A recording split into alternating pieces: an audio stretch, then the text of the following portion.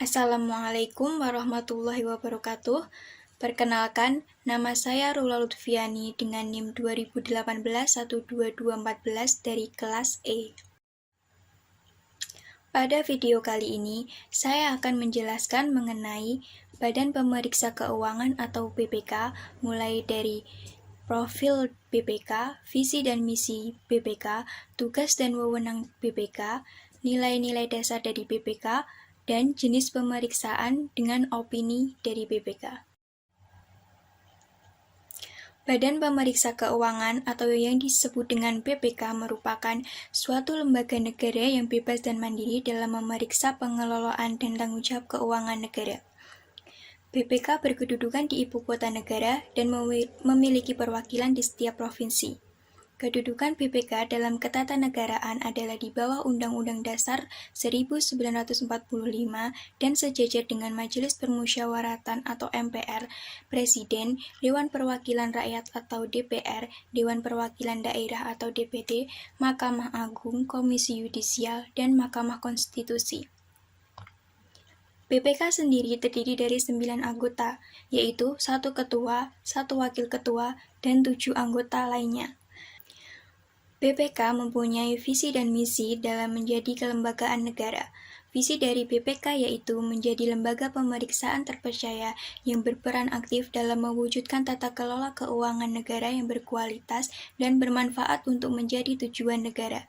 Sedangkan misi dari BPK yaitu yang pertama, memeriksa tata kelola dan tanggung jawab keuangan negara untuk memberikan rekomendasi, pendapat, dan pertimbangan.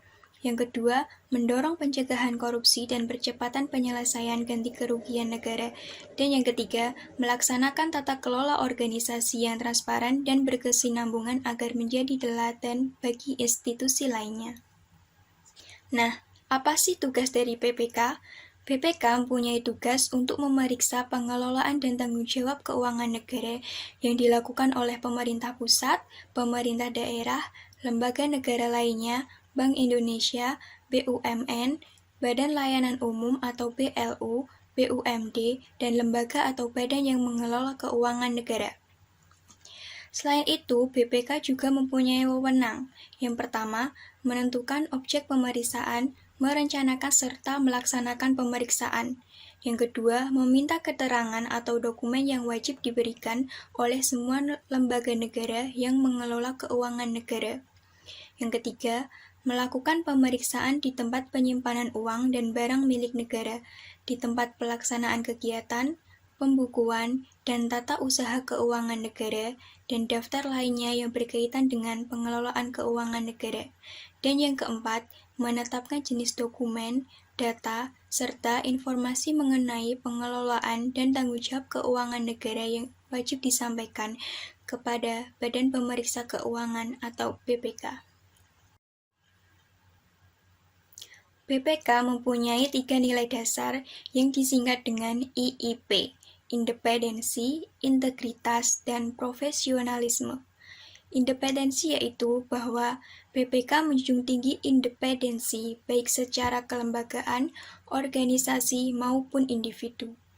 Dalam semua hal yang berkaitan dengan pekerjaan pemeriksaan, BPK bebas dalam sikap mental dan penampilan dari gangguan pribadi, ekstern, dan atau organisasi yang dapat mempengaruhi independensi.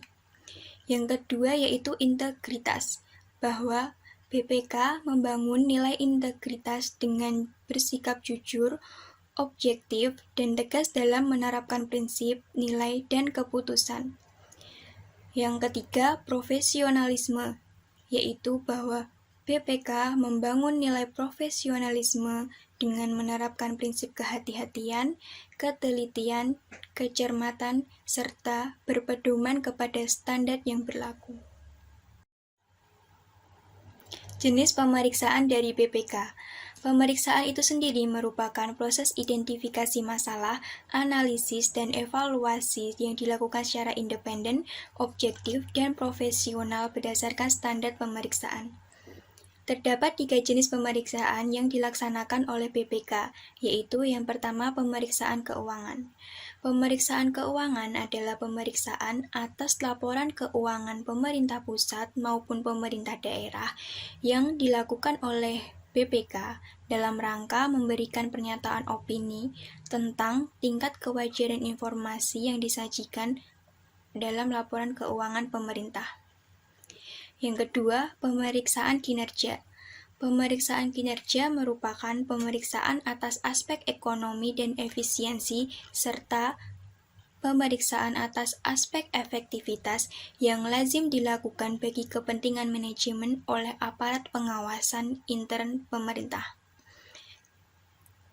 Pengawasan ini bertujuan untuk mengidentifikasi hal-hal yang perlu menjadi perhatian lembaga perwakilan. Adapun untuk pemerintah, pemeriksaan kinerja dimaksudkan agar kegiatan yang dibiayai dengan keuangan negara atau daerah diselenggarakan secara ekonomi dan efisien serta efektif. Jenis pemeriksaan yang ketiga yaitu pemeriksaan dengan tujuan tertentu. Pemeriksaan dengan tujuan tertentu atau yang biasa disebut dengan PDTT adalah pemeriksaan yang dilakukan dengan tujuan khusus di luar pemeriksaan keuangan dan pemeriksaan kinerja. Yang termasuk dalam pemeriksaan tujuan tertentu ini adalah pemeriksaan atas hal-hal lainnya berkaitan dengan keuangan dan pemeriksaan investigatif. PDTT. Nah, yang terakhir mengenai opini BPK. Opini itu sendiri merupakan pernyataan profesional pemeriksa keuangan mengenai kewajaran informasi keuangan yang disajikan dalam laporan keuangan yang didasarkan beberapa pada kriteria tertentu. Berdasarkan Undang-Undang Nomor 15 Tahun 2004, terdapat 4 jenis opini yang diberikan oleh BPK atas pemeriksaan laporan keuangan pemerintah. Yang pertama, opini wajar tanpa pengecualian atau WTP atau Qualified Opinion. Menyatakan bahwa laporan keuangan entitas yang diperiksa itu menyediakan secara wajar dalam semua hal yang material, posisi keuangan, hasil usaha, dan arus kas entitas tertentu sesuai dengan prinsip akuntansi yang berlaku umum di Indonesia. Yang kedua, opini wajar dengan pengecualian atau WDP atau Unqualified Opinion. Dalam opini ini menyatakan bahwa laporan keuangan entitas yang diperiksa menyajikan secara wajar dalam semua hal yang material, posisi keuangan, hasil usaha, dan arus kas suatu entitas tersebut sesuai dengan prinsip akuntansi yang berlaku umum di Indonesia, kecuali untuk dampak hal-hal yang berhubungan dengan yang dikecualikan.